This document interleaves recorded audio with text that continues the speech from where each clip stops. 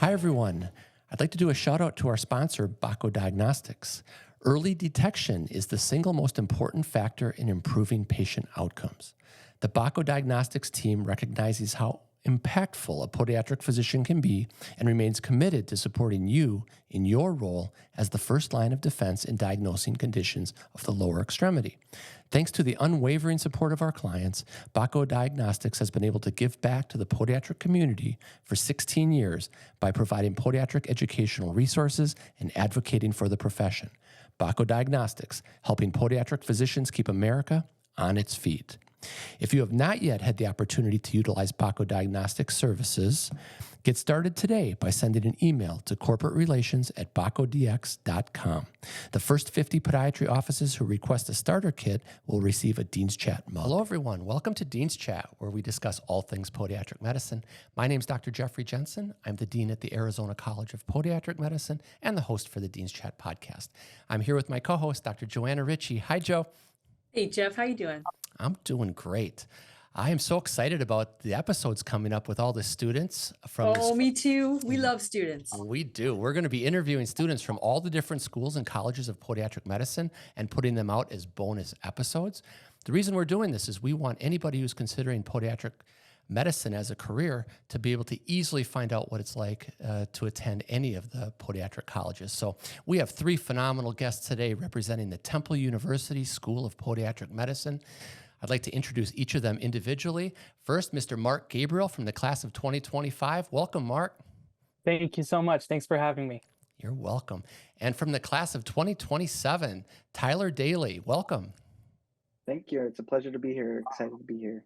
Thanks for joining us. And also from the class of 2027, Nigura Jurabaeva.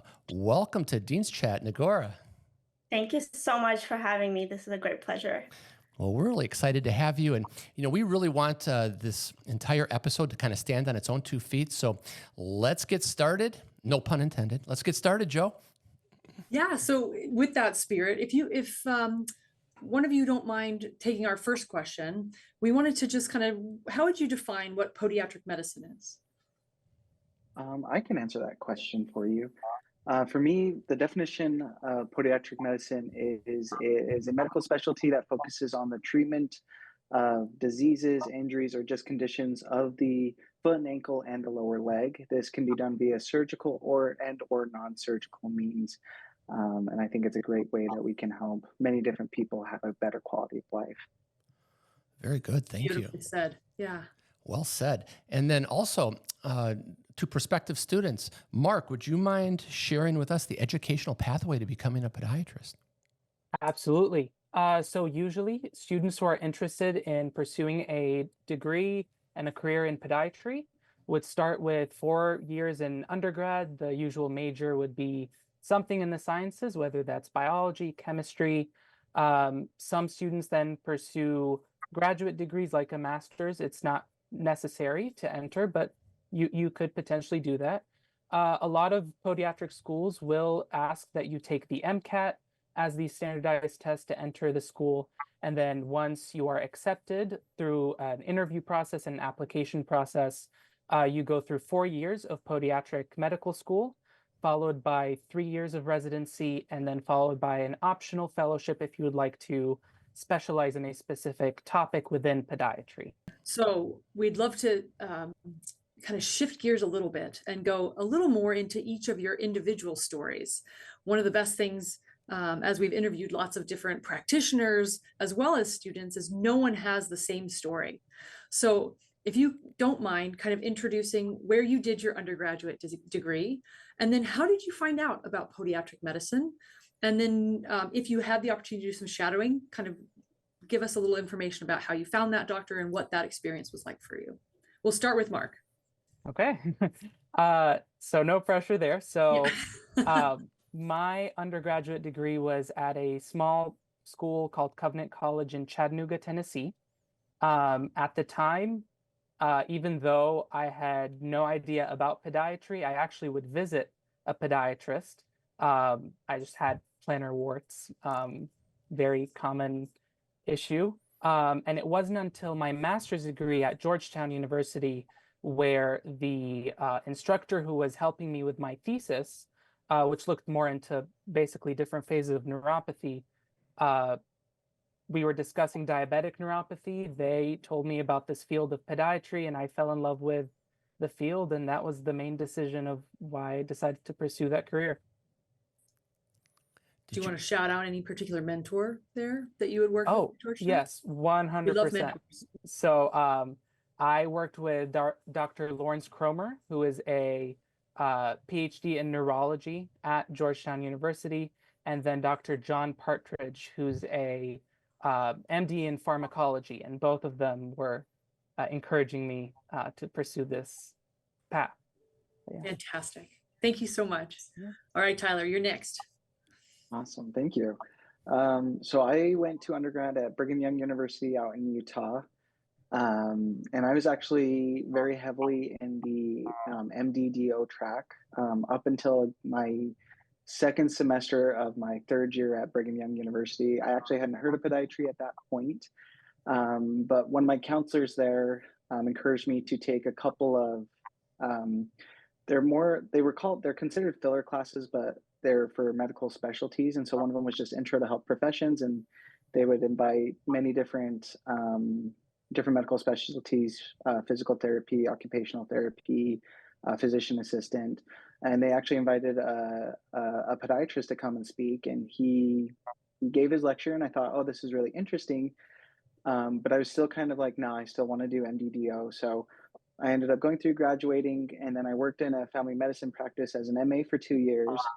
And during that time, I realized I wasn't really satisfied with some of the, whether it's work-life balance or just whether it's the overall scope of practice, or just the different responsibilities all these different specialties had. And I wasn't sure exactly what I wanted to do. So I said, why don't I shadow a podiatrist? Because that came back into my mind. And so the same podiatrist that came and lectured to us, I actually ended up shadowing him. His name is Dr. Levi Berry. He works and practices still out in Utah.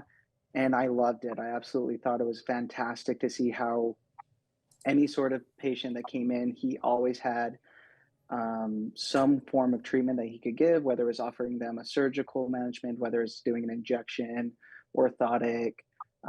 He never seemed to not have something that could help them and he didn't have to send them to someone else. And I thought that was amazing that he had so many different tools in his tool belt that he could treat all of his patients in so many different ways.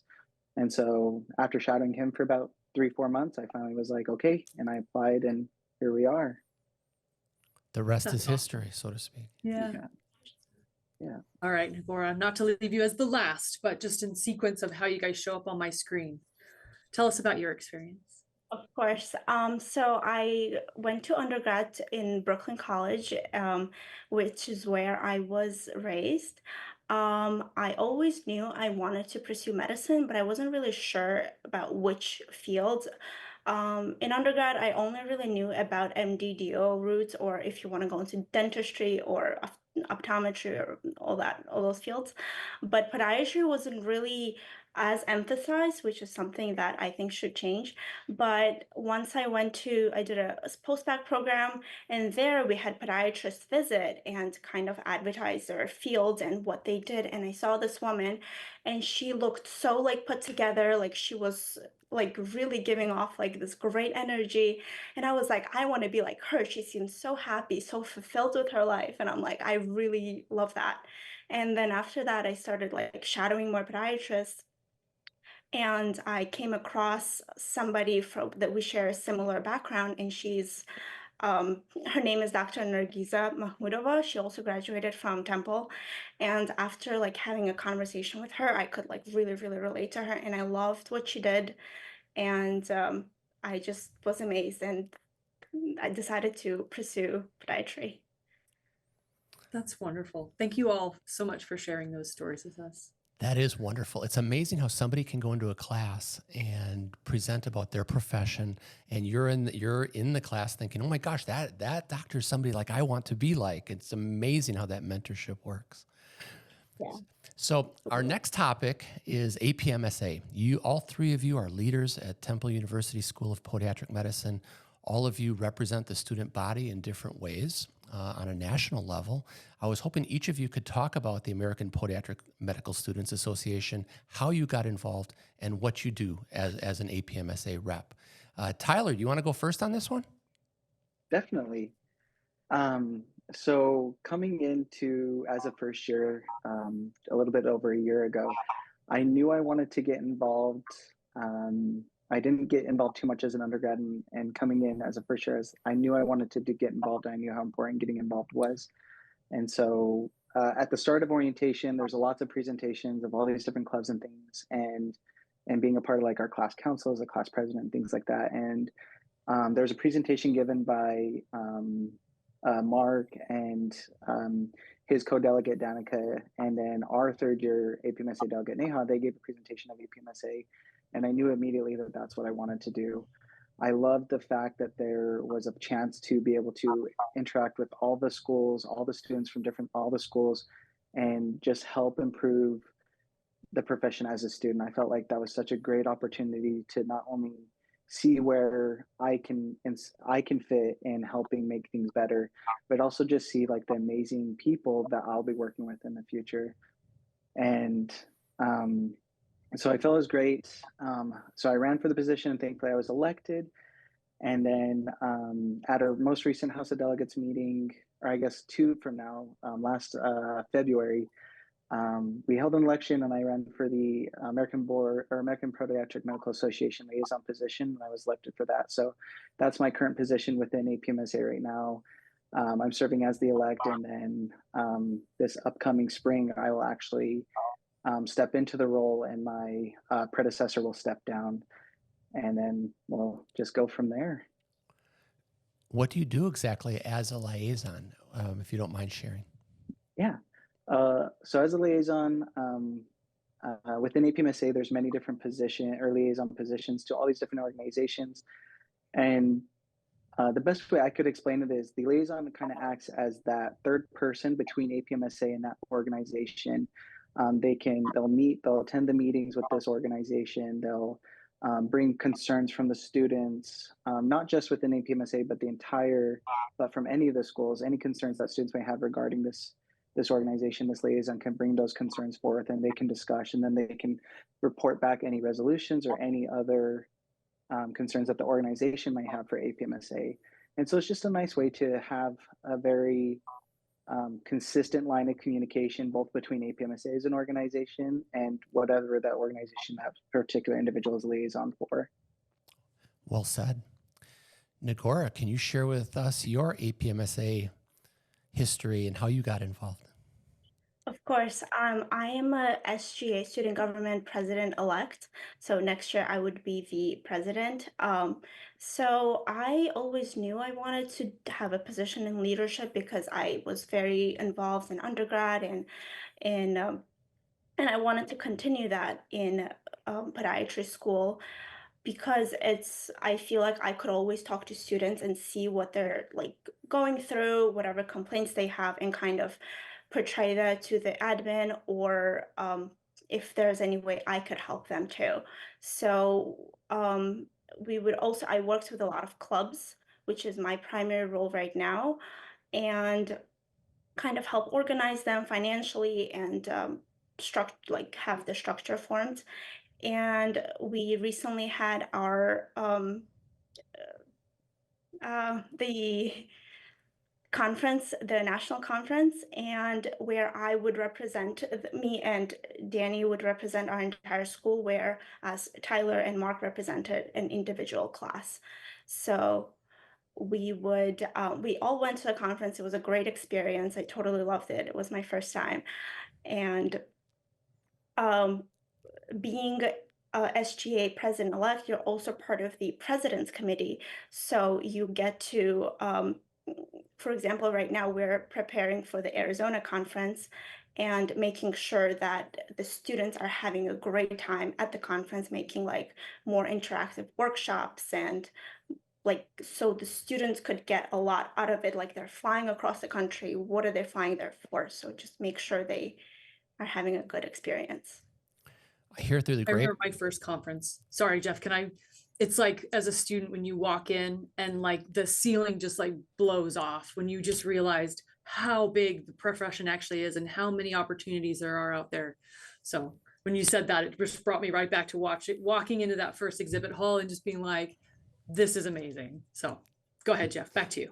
I was just going to say, I hear through the grapevine that the Arizona College is going to be doing a few things to enhance your experience here in Phoenix at the meeting. I'm really excited about that. That's great. Well, thank you so much, Nigura.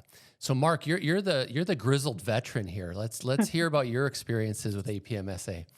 Okay. Yeah. So similar to us reaching out to the students and getting a wonderful addition like Tyler, Janine Alaga, who is now a first-year resident, was that person for me. Vividly remember being in that room as APMSA is about to give their presentation, and then instantly sold to knowing that I wanted to be a part of this delegation. So as I joined APMSA and found out more about what the organization did and it representing students, one thing that really attracted me to APMSA was that I could make what I wanted within the organization. So that led to a lot of different positions. So the first one that I got elected into was being the student liaison to the National Board of Podiatric Medical Examiners. Big handful, so NBPME for short. Basically, students throughout their academic career will take 2 board exams, a third that could be at the beginning of residency or right after graduation. And my job is to basically make sure that communication between the board that gives you those exams and the students are, all of those communications are clear, and then any issues that the students experience is clearly communicated to the board. So that's the first position that I went into. The second one is as the chair for the communications committee. So APMSA actually, or I was part of 3 other founders for a student published magazine that we publish quarterly and then distribute to all of the students, highlighting student experiences. It is accessed on the APMSA website, and it just highlights what it looks like to be a student. So I chair that committee, and then the final position that I worked with APMSA to build is the Corporate Partners Association, where I'm the Corporate Partners Officer. So basically, I work with different companies, different organizations to build student discounts, student scholarships, advertisements, so that students kind of get a sense of the world they're about to step into, more on the corporate side of things, as they go into the field. Plus, what student isn't going to be happy about getting a FIGS discount, as all podiatric students now get. So those are some of the few initiatives that we've worked on. But yeah. Wow, I think it's important. One of the things all 3 of you mentioned were people that preceded you and kind of encouraged you to be part of APMSA and be politically active in addition to the curriculum. So that's no small task. So I commend all 3 of you for that. Speaking of curriculum, Joe. Yeah. Before we transition to curriculum, do we want to take a quick shout out for our sponsor, Jeff? Yes, at this time, let's do a shout out to our sponsor, Bako Diagnostics. We all know that early detection is the most important determination in improving patient outcomes. Bako Diagnostics remains committed to supporting you in your role as the first line of defense in diagnosing lower extremity pathologies. Bako Diagnostics, helping podiatric physicians keep America on its feet. Yeah, we try to do a shout out whenever we can to Bako. They've been so good to our profession. And I think I saw recently that Bako was at Temple even. Yeah. Doing some work with all of you. So that's fantastic. They had a workshop, a biopsy workshop, and I attended it. It was like so much fun. For the first time, I tried to do a biopsy on a pig, but it was pretty fun.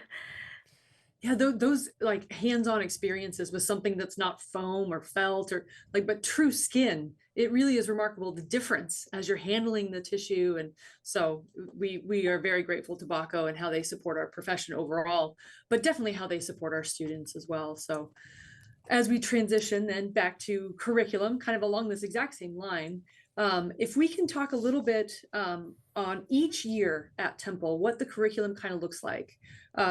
Nigura, we'll start with you if you don't mind taking the first year curriculum, what that kind of looks like, what students could expect. So at Temple, the first year curriculum, what I like about it, it's a staggered system in a way where you kind of start off with, this year they started off with biochemistry and FPP, and they kind of like ease you into the curriculum, because going in from undergrad, or it's just really stressful to kind of have all those classes upon you at the same time. And they really ease you in and try to make sure for the first month and a half you're taking 2 classes, not too overwhelmed, and then you add on physiology, and then you add on anatomy, and then obviously it gets really overwhelming at some point. But I think like that staggered curriculum really helps, because you get to learn how you should study. You get to learn if Anki works for you, if Quizlet works for you, or if you want to study with a friend. That's like really your time to kind of figure it out, because how you studied in undergrad is not going to be the same how you're going to study in podiatry school. But you basically take a lot of very basic classes such as anatomy, physiology, biochemistry, histology, microbio, neuro. I think I don't know if I'm missing any, but those are basically the core classes, and they really try to make the best of it. You have professors coming in from the Lewis Katz School that teach to the dental school and the medical school, and everybody kind of teaches their own field that they're really great at. All the classes are recorded, which is really great if you accidentally miss a class, or if you didn't pay attention that day or as much. So you get to rewatch those, and it's like a really great, like they give you a lot of opportunities to kind of make up for that. And especially for the first years, if you're struggling, there is a great tutoring program that helps you with any class, unlimited amount of hours. You can always reach out, even if you're not doing bad, like you could be getting good grades, but you want that extra support. It's always like available for no cost, which I really loved. That is wonderful. Did you say the other class, FBP? Is that what what does that stand for? Fundamentals of Podiatric. Oh, It's a podiatry course. Yes. Okay, perfect. Like kind of introducing both biochemistry and podiatry simultaneously. Yes. I love that. All right, Tyler, I think you were going to take on second year for me. Tell me a little bit about what second year looks like. So kind of just like how Nigura said, first year is a lot of the basic sciences, kind of giving us that foundation of this is what something looks like when everything is going right. We're like healthy, we're good. Second year is going to focus a lot on what happens when something goes wrong. I say we break a bone, what happens to that bone as it heals, or things like that. If we get sick with a cold or pneumonia, what happens? And so there's going to be a lot of focus on pathology and all the different microscopic ways that the cells can change. We'll focus on pharmacology and all the different medications and drugs that can be used to treat various illnesses, or even just to prevent various illnesses as well. And then at the same time, we'll include radiology, sports medicine, and then we'll start in what we call it our POPS classes, but it's the Principles of Podiatric Surgery. So we'll start POPS 1 in the fall, we'll have POPS 2 in the spring. And so we'll finish our fall semester kind of finishing off with pathology, radiology, and pharmacology. And then spring is a little more of lesser credit hour classes. So things like surgical skills. Nigura mentioned FPP. We'll have FPP part 2 in the spring. And that's starting to introduce us to the clinic, because at the start of third year, which Mark will talk about, is our third year start in the Foot and Ankle Institute that we have on campus. And so a lot of the spring classes are designed to help us get prepared and help us get familiar with certain treatments, certain types of taping and wrappings that just allow us to be prepared to then hit the ground running, so to speak, when we start our third year in the Foot and Ankle Institute. Beautiful. So can I ask you, in terms of class size, are you guys combined with other programs? What does an average class size look like? Every year is going to be a little bit different. We are not combined. We're actually at a separate building away from where the medical school and the dental school is located, but all the professors commute down to where we're located at. But class sizes can vary. I know, like for example, Mark's class size is they're pretty large. I think they're upwards of 80 students. Whereas Nigura's and mine's class size is closer to like 45, 46 students. And then this incoming class, the first years, I believe they're at 63 or 62. Okay. So a lot of variation. Yeah, and I know some students really gravitate to the idea of smaller class sizes, and some students really gravitate to the idea of kind of, big auditorium style classes. So I think it's always useful to kind of get a gauge what works with your learning style, your personality type. So thank you both, not to put you on the spot there, but I appreciate that feedback. All right, Mark, you get 2 years. Not to, again, we're gonna keep doubling it for you. This is the common theme you're gonna find as you become a resident, first year resident, and each year some things get easier and new things get hard. So if you don't mind taking on, we'll start with the third year, and then we can transition to kind of fourth year. Absolutely. So as Tyler had mentioned, as you begin third year, that is when you are going to start going into the clinic. So Temple's podiatry campus has a podiatry clinic that is basically stuck to the classrooms and the buildings where you've had your classrooms. So it's all in the same location. So you'll have 2 parts to the fall semester. In the morning, you'll have a lot of the podiatry specific courses. So all of the information that you've learned, all of the different pathologies, different techniques, now we're going to take all of those and actually apply them to what you're seeing in the clinic and in the surgical setting of podiatry every day. You're learning all of your different classifications for fractures. You're learning what it means to fix a fracture versus if a person has pain at the front of their foot versus the back of their foot, at their ankle, what could all of those actually mean and what are ways to treat them? So that will take up the morning portion. And then for the rest of the day, you're in clinic actually seeing the application of all of those subjects that you had just learned about. So that will be the fall semester. In the spring semester, it will be just clinic. At that point, you have gotten all of the didactic or in classroom knowledge that you have. Now it's time to learn in the field solely. So you're in clinic for 5 days out of the week. And what Temple will do is they will rotate you throughout the different subspecialties within podiatry. So you'll be able to see cases that are more focused on wound care versus more generalized foot care or diabetic foot care versus the more trauma or surgical aspect of podiatry. And you'll be able to kind of visit the different locations within our clinic and at some, I believe they would be called satellite clinics or just clinics in other locations. So you'll be able to get a wide variety of exposure to the types of patients that you'll see as a podiatrist. And that's the majority of third year. Beautiful. And then I'll just go, so now we go into fourth year where it gets really exciting. Yeah. So the whole kind of the climax of you graduating with your podiatry degree is kind of getting you ready to go into a podiatry residency. So during your fourth year, you'll be spending a month at different residency locations based on your preferences, what you're looking for in a residency. And so throughout fourth year, each month you'll be at a different residency program. You'll get to see how they operate, what's your fit basically within that residency program. And then it all culminates in basically 3 major events, 2 that are pretty close to each other. The final board exam that you'll take as a student, your interviews with all of those different podiatry programs that you've been visiting or that you want to match at, And then the big, wonderful event is the match ceremony, where you have submitted all of your preferences and you are matched into the program that is the best fit based on what your preferences are for that program.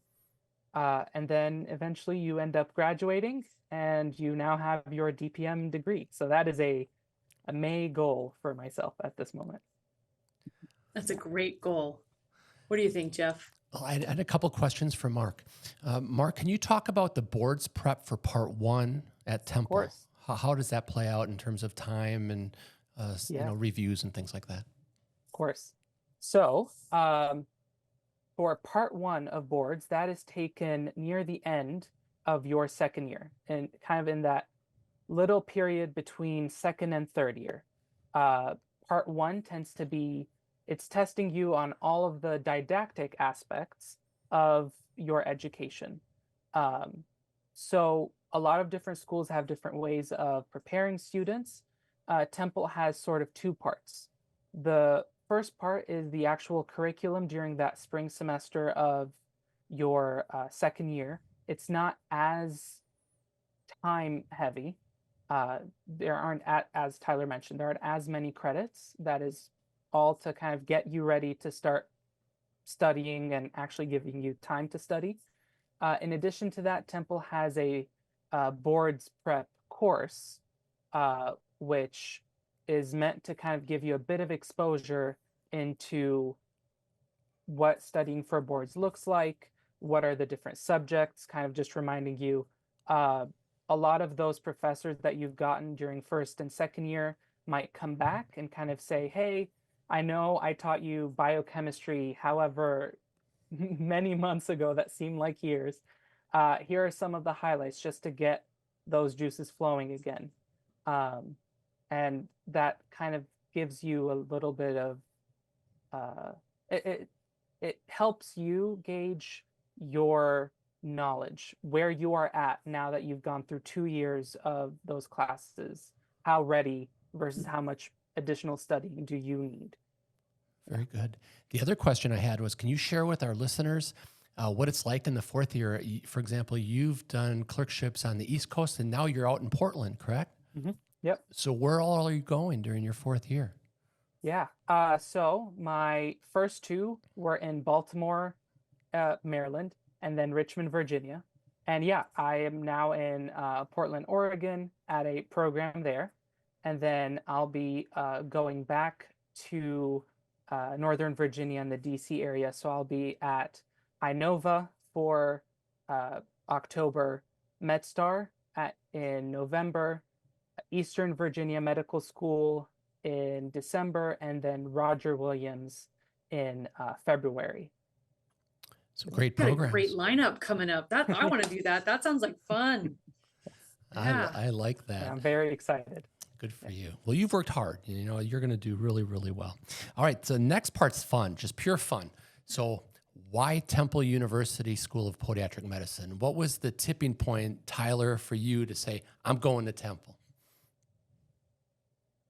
So I had the opportunity to interview at a lot of places, and I feel like I would just like to say that no matter where a person chooses to go for podiatric medical school, they're going to get a great education. I feel like the most important thing is to find really where you feel like you would fit best.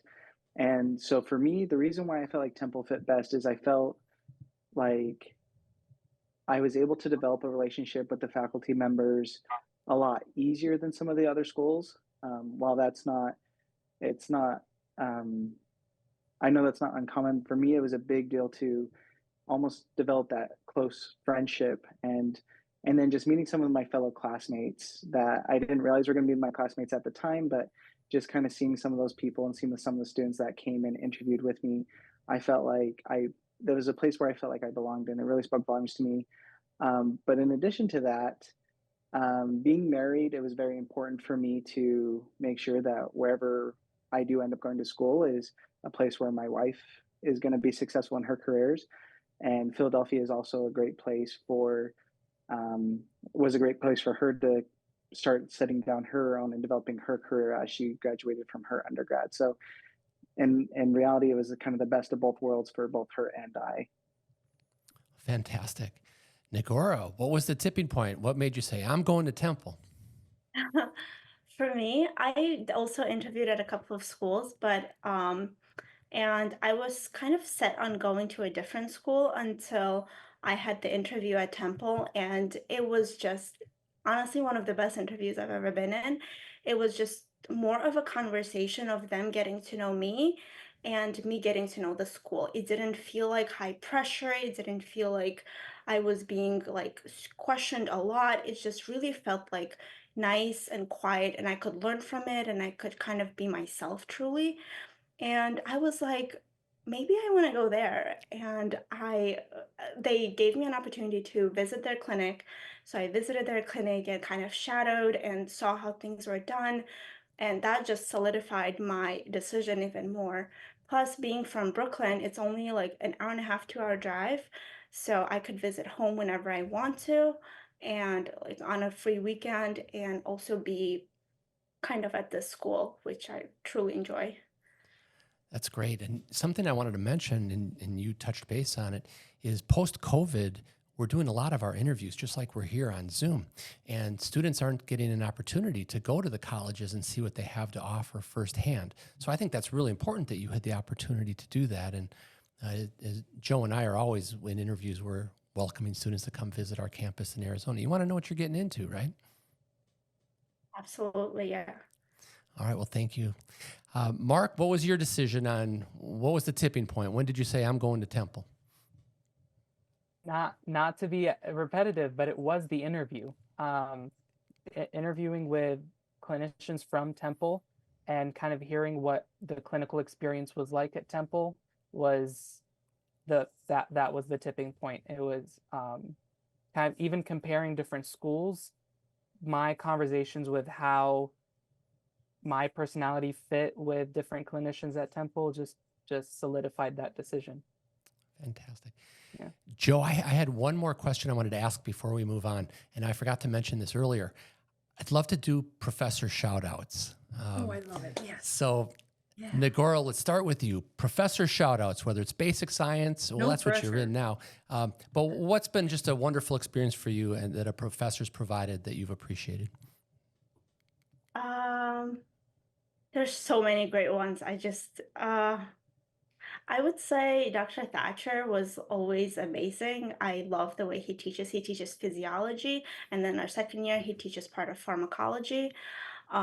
And he's always been like very helpful and very like understanding, and he tries to like really help the students excel. And I truly admire that because it makes me like, yes, it's a very difficult course, but it makes me want to kind of learn more and work harder to really like get where I want to get.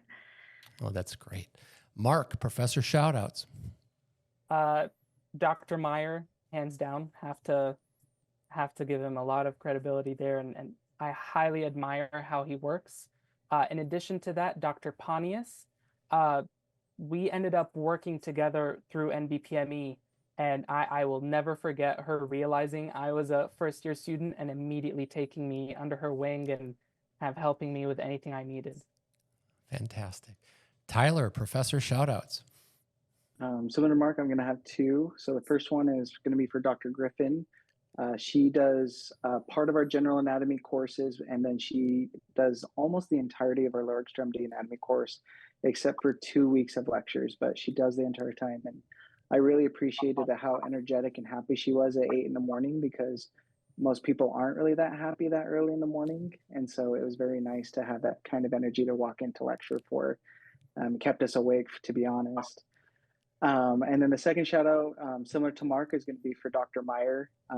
He's had a good impact on my life. I ruptured my Achilles tendon earlier this year, and he's actually the one who repaired it. So he's made it a very seamless transition and has helped me maintain my studies throughout this second year. So kudos to him. You know, Dr. Meyer and I were texting recently because he's a huge baseball fan. He loves the Phillies. And I'm a Brewer fan. So if they play each other, we're talking about actually going to a game or two. So we'll see if it plays out. Ooh, that would be fun. Yeah. That'd be fun. Joe. All right. So we've talked undergrad, we've talked your involvement with the APMSA. We've talked about curriculum. We've picked why we picked Temple.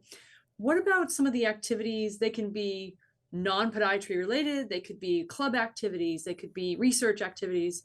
What are some of the other things that you guys do? I wouldn't say with your free time because it's never free time, but with your time, how do you share your time when you're on campus?